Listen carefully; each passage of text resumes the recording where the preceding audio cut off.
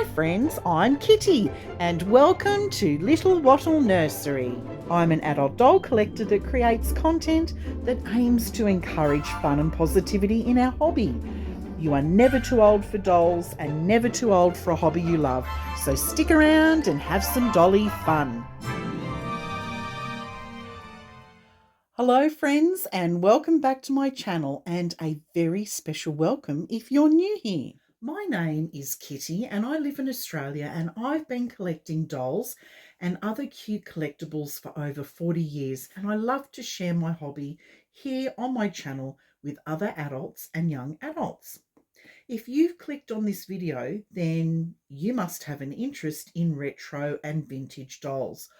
I like to collect all kinds of different dolls, but old dolls are my all-time favourite, especially American vintage dolls. Today, I'm so excited to share with you a double retro doll box opening. That's right, I have two very special dolls to share with you today from the 1980s.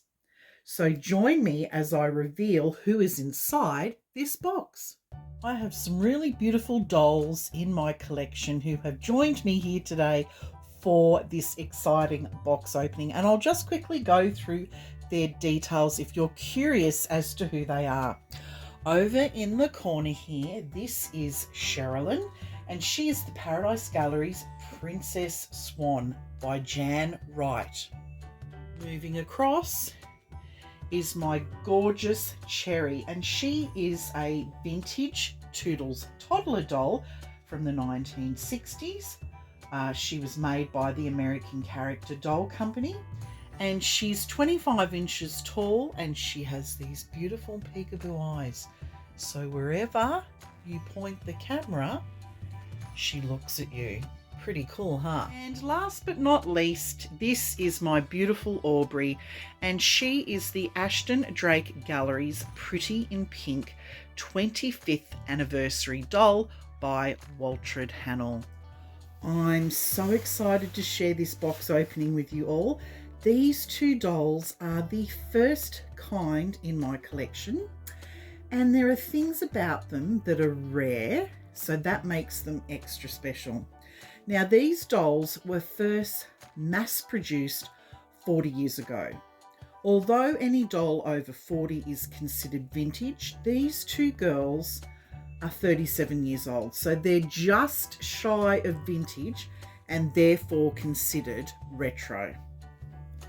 I could hardly believe my luck when these little dollies came up for adoption. There's a small note in here, and it said, "Thank you for adopting these sweet girls. Enjoy." Oh, that's so lovely.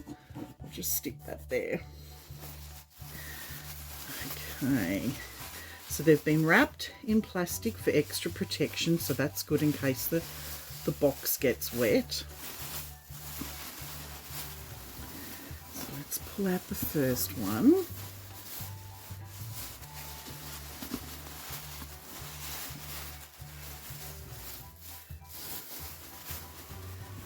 Ta-da! Isn't she gorgeous? It's a 1980s Cabbage Patch doll with the very rare double popcorn hair. Most of us already know the legend of the Cabbage Patch Kid dolls. If there was one doll that defined the 1980s, it was the Cabbage Patch doll. The Cabbage Patch doll's creator is Xavier Roberts from the US. And these little dolls were first called Little People, and they were soft-faced dolls. But in 1983, they were switched to a hard plastic head, like this one, when it was manufactured for the masses by Colico starting in 1983. Now, back in the 1980s, as a young teenager, I was absolutely obsessed with Cabbage Patch dolls, and have been collecting them, you know, on and off for nearly 40 years. So I am absolutely ecstatic to have this one join my collection. Let's take a look at this doll's details more closely. So here she is at my little red-headed beauty. She's out of the box. Let's start with her beautiful red hair in this double popcorn hairstyle. Now, this hairstyle was rare, so is considered valuable by collectors. In 1986, Colico introduced a new girl's hairstyle that collectors dubbed popcorn because the strands resemble strings of popcorn. The reason why this doll is called a double popcorn is because her hair is in two ponytails. This popcorn hairstyle first appeared on the Astronaut and Circus Kids on head mould numbers 5, 6, 8, 10, 11, 12, 14 and 16. Now, I haven't shown you her signature on her butt yet, but she's from 1986, and some of the 1986 popcorn dolls are amongst the hardest to find Colico made dolls. So this is what makes this doll really special. Looking at her overall appearance, she is in really good condition for her age. Here's the famous butt signature. The red signature means that she was made in 1986, but you can see the date listed there as well. Her head mould is number 14, which is still a popular and sought after head mould amongst CPK collectors. She has such a cute face. I absolutely love this mould. So here are the beautiful details on the outfit that she's wearing. It's this beautiful dress that has the Cabbage Patch logo, Cabbage Patch Kids logo on the side. So it's white with a blue stitched trim on the collar and the capped sleeves. There's buttons down the front. Down the bottom here, it is edged in that beautiful stitching. And then there's these little peekaboo sleeves in red. And if you lift the dress up, she's wearing these gorgeous little bloomers in the red as well. They are so stinking adorable. This is really a beautiful outfit. I love this outfit. She's wearing white shoes, the white Cabbage Patch shoes, and white Cabbage Patch socks. It really is a beautiful, beautiful outfit. And here you can take a closer look at this gorgeous popcorn hair. She has the prettiest green eyes, and she just overall is a really beautiful Cabbage Patch doll. This doll was made in the KT factory.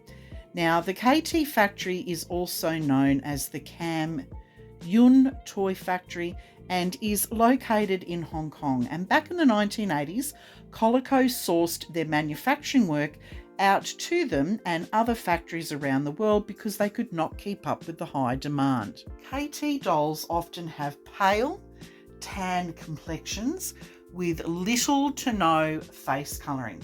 They have really big, well-formed hands. So here you can really see the difference. This is a KT manufactured doll. This one is an OK manufactured doll. So you can see she's quite tanned compared to the OK doll. However, the OK doll has beautiful blushing on her face, unlike this one over here. And some of the KT dolls are a good 2 to 3 inches smaller than the regular 16-inch retro Cabbage Patch dolls from the 1980s. And here you can see the difference in height. The blonde doll here is a PMI factory doll, and this doll is a good 2 to 3 inches taller than this little one from the KT factory. This doll is dressed in an authentic Cabbage Patch outfit from the KT factory, although research indicates that it's unlikely that this is the outfit she came dressed in. Research indicates that the doll with this head mould made in the KT factory was either an astronaut or they were circus dolls. Therefore, the original clothing was probably circus attire. Well, this box opening has gotten off to a really good start. Now let's find out who the second doll is. So again, has been wrapped in plastic. I love that. It is, ta-da! It's another retro Cabbage Patch doll with the popcorn hair. I can hardly believe that I've been able to get two of these little dollies in my collection. As I've mentioned before, these dolls are rare. They're hard to find, especially with the red hair, and everyone knows how much I love red hair on dolls. So let's take a look at this little girl's details because she's a little bit different to the other one. Like the previous doll, she also has beautiful red hair in this double popcorn hairstyle. She also appears to be in very good condition for her age. I adore this head mould. It's number 10. Now this head mould is actually less desired by Cabbage Patch collectors. Not as far as I'm concerned, I love it. However, a lot of collectors love the red hair and the double popcorn hairstyle because that makes her extra special. So she still is actually a desirable doll. But I just love those two little teeth poking through down the bottom and the double dimples. I think it's so adorable. And she's also got these beautiful green eyes. This doll is also dressed in an authentic Cabbage Patch Kids outfit from the KT factory, although the outfit is incomplete. Now, this shirt that she's wearing, that's not the right shirt for this outfit, and she should actually be wearing pink tennis shoes. And if memory serves me correctly, I think I've got a pair of pink tennis shoes in my collection somewhere. So I'll have to go hunting for them to see whether I can find them. So this one's wearing a Cabbage Patch Kids diaper. Here you can see the Xavier Roberts signature on her butt. It's red and it's also dated 1986. Here is her factory tag saying that she was made at the KT factory. Here is the tag on her overalls saying that the overalls were made in the KT factory. The shirt has a very faded Cabbage Patch Kids tag. I looked inside the shirt and there is no tag, so I'm not sure where this shirt was made. The previous doll, research indicates that this doll would have most likely have been originally dressed in a circus outfit. And to just give you some reference, this is one of the circus Cabbage Patch Kids dolls that I've got in my collection to give you an idea of potentially what she may have been dressed in. Even after all these years, I still love to collect the retro Cabbage Patch dolls from the 1980s. I am so in love with these two little red-headed popcorn girls.